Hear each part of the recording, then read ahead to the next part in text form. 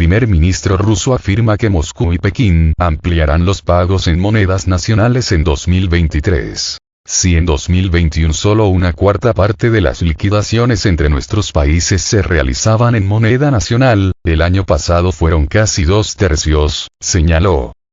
El primer ministro de Rusia, Mikhail Mishustin, ha declarado este martes durante su discurso en el Foro Empresarial Ruso-Chino que en 2023 Moscú y Pekín aumentarán su comercio mutuo hasta $200.000 millones y ampliarán los pagos en monedas nacionales.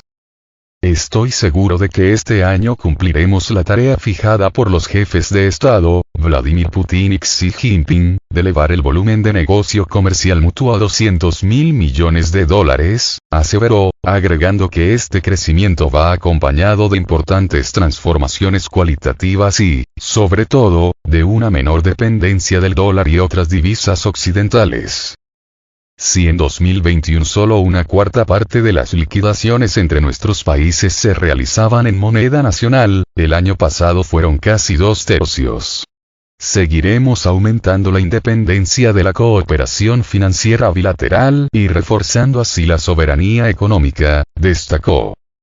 Además, Mishustin señaló que Rusia espera ampliar las conexiones aéreas con China y desarrollar otras rutas de transporte. Según el alto funcionario, la cooperación al respecto adquiere especial importancia en el nuevo entorno geopolítico. Así, detalló que el tráfico de mercancías y pasajeros entre ambos países mejoró notablemente en los 4 primeros meses del año. Entre otras cosas, mencionó que hay un buen potencial para la cooperación informática entre Moscú y Pekín. Ya están en marcha proyectos bilaterales centrados en la introducción de soluciones digitales en diversos ámbitos de la vida de las personas. Al mismo tiempo, existe un gran potencial para desarrollar la cooperación en software de código abierto, sistemas operativos móviles, centros de datos y seguridad de la información, sostuvo.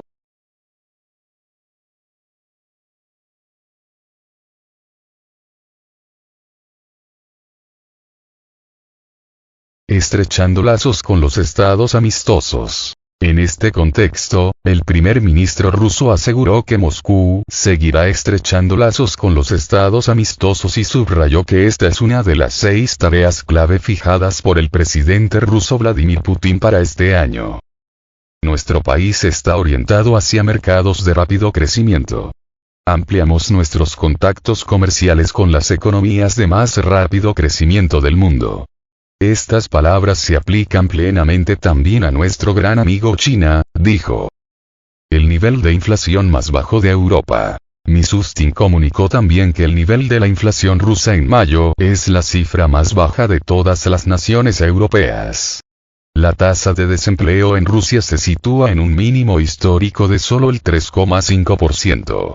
A principios de mayo, la inflación se redujo al 2,3% interanual. Es la cifra más baja de cualquier país de Europa, afirmó.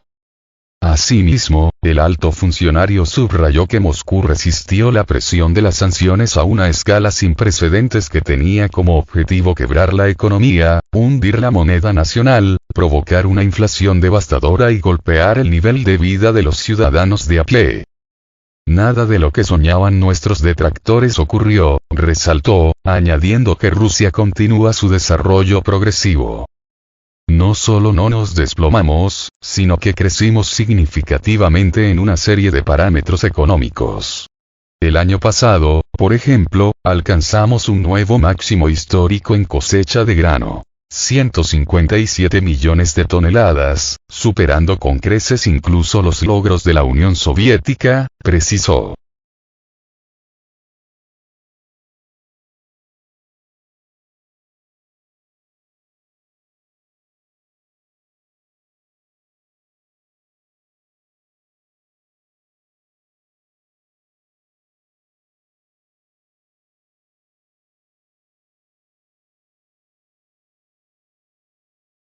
Borrell. La amistad con Rusia y la pertenencia a la Unión Europea son incompatibles.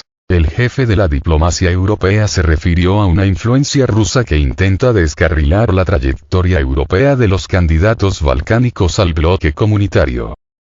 La adhesión de los países balcánicos a la Unión Europea es incompatible con unas relaciones estrechas con Rusia, declaró el lunes el alto representante del bloque comunitario para Asuntos Exteriores y Política de Seguridad, Josep Borrell, tras una reunión de ministros de Asuntos Exteriores en Bruselas.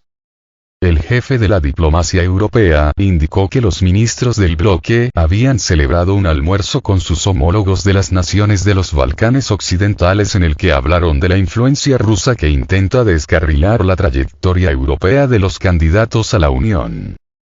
Celebramos las decisiones estratégicas y valientes de algunos de ellos, que se alinearon plenamente con nuestra política exterior y nuestras sanciones, afirmó durante una rueda de prensa. Y también indicamos a los que aún no se han alineado plenamente, o no se han alineado en absoluto, y quiero mencionar especialmente a Serbia, que mantener estrechos lazos con Rusia no es compatible con su proceso de adhesión a la Unión Europea, expresó Borrell. Entre los países balcánicos candidatos a la Unión Europea se encuentran Albania, Bosnia y Herzegovina, Serbia, Montenegro y Macedonia del Norte. Serbia y Albania solicitaron la adhesión en 2009, Montenegro en 2008, Bosnia y Herzegovina en 2016 y Macedonia del Norte en 2004.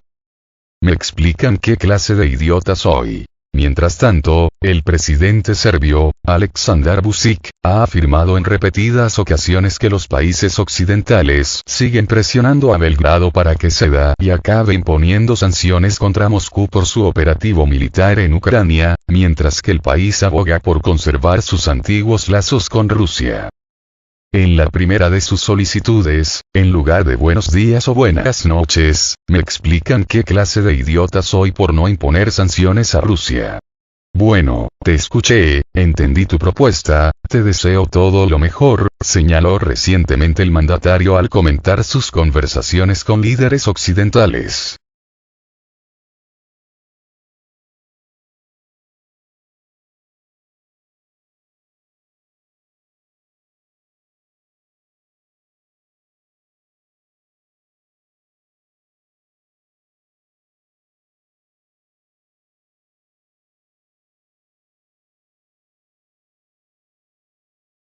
El Tesoro de Estados Unidos advierte que no podrá pagar toda su deuda ya en junio. Según Janet Yellen, si el Congreso no ha actuado para aumentar o suspender el límite de la deuda hasta principios de junio, es probable que no se puedan cumplir con todas las obligaciones del gobierno. La secretaria del Tesoro de Estados Unidos, Janet Yellen, envió este lunes una carta de seguimiento a todos los miembros del liderazgo del Congreso sobre el límite de la deuda, instando a los legisladores a actuar lo antes posible. Estimamos que es muy probable que el Tesoro ya no sea capaz de satisfacer todas las obligaciones del gobierno si el Congreso no ha actuado para elevar o suspender el límite de la deuda a principios de junio, y potencialmente tan pronto como el 1 de junio, señaló. La carta llega mientras el presidente estadounidense, Joe Biden, y el presidente de la Cámara de Representantes, Kevin McCarthy, se preparan para reunirse en la Casa Blanca para continuar las negociaciones sobre un acuerdo de límite de deuda, en medio de la creciente preocupación de que Washington pueda caer en el impago por primera vez. Yellen advirtió que no elevar el techo de la deuda sería desastroso para la economía del país. Si el Congreso no aumenta el límite de la deuda, causaría graves dificultades a las familias estadounidenses, dañaría nuestra posición de liderazgo mundial y generaría dudas sobre nuestra capacidad para defender nuestros intereses de seguridad nacional, destacó. Por su parte, Biden aseguró el domingo que su accionar ha sido intachable en caso de un posible impago. Al mismo tiempo, afirmó que tiene la autoridad para aumentar el techo de deuda de manera unilateral, usando la 14ª enmienda a la Constitución de Estados Unidos, que estipula que la validez de la deuda pública de Estados Unidos no podrá cuestionarse. A finales de enero, el país norteamericano alcanzó el límite de deuda de $31,4 billones, tras lo cual el Departamento del Tesoro empezó a tomar medidas extraordinarias para seguir pagando las facturas del gobierno federal. El gobierno federal estadounidense está sujeto a una normativa legal que regula el nivel de endeudamiento que puede asumir. Una vez que se llegue al límite y agote las formas de pagar sus cuentas, el Congreso debe levantar el techo para que el Ejecutivo continúe pidiendo prestado para cumplir con sus obligaciones.